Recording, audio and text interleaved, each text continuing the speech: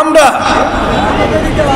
দেশনেত্রী বেগম খালেদা জিয়া বাংলাদেশের তিনবারের সবচাইতে জনপ্রিয় প্রধানমন্ত্রী, যিনি বাংলাদেশের মানুষকে ছেড়ে বিদেশে যান নাই, যিনি চিকিৎসা নেওয়ার জন্য বিদেশে যান নাই, যিনি 5 বছর কারাগারে থেকেও ওই খুনি হাসিনার কাছে আপোষ করেন নাই।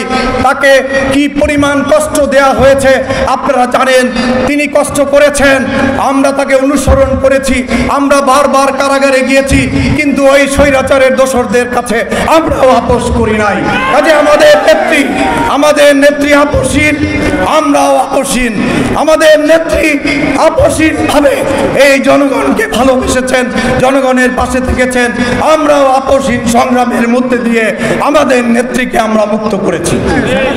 কাজেই আমরা আগামী দিনে দেশনেত্রী বেগম খালেদা জিয়ার নেতৃত্বে এই বাংলাদেশে একটি সরকার গঠন করব এবং সেই সরকারের মূল মন্ত্রই হবে জনগণ ক্ষমতার উৎস। মূল মন্ত্রই হবে জনগণ ক্ষমতার উৎস। আর হাসিনা বলতো আমার অ্যাবসলিউট পাওয়ার লাগবে, পাওয়ার। সে শুধু পাওয়ার খুঁজতো। সেই পাওয়ার কি কাজে লাগাতো? টাকা পাচারের কাজে লাগাতো। সেই পাওয়ার কি কাজে লাগাতো? তার পরিবার থেকে 70 জনকে এমপি মেয়র বানিয়েছে। তার শুধু পাওয়ার দরকার। আর আমাদের পাওয়ার দরকার নাই, আমাদের হলো জনগণ দরকার।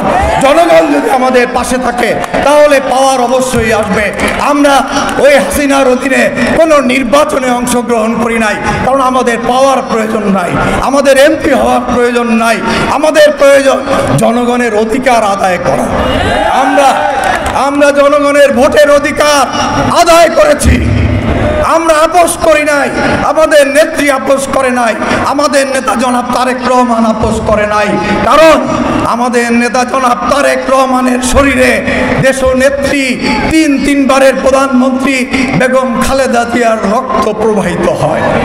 আমাদের নেতা জনাব তারেক রহমানের শরীরে বাংলাদেশের মুক্তিযুদ্ধের ঘোষক শহীদ রাষ্ট্রপতি জিয়াউর রহমানের রক্ত তারেক রহমানের শরীরে প্রবাহিত হয়।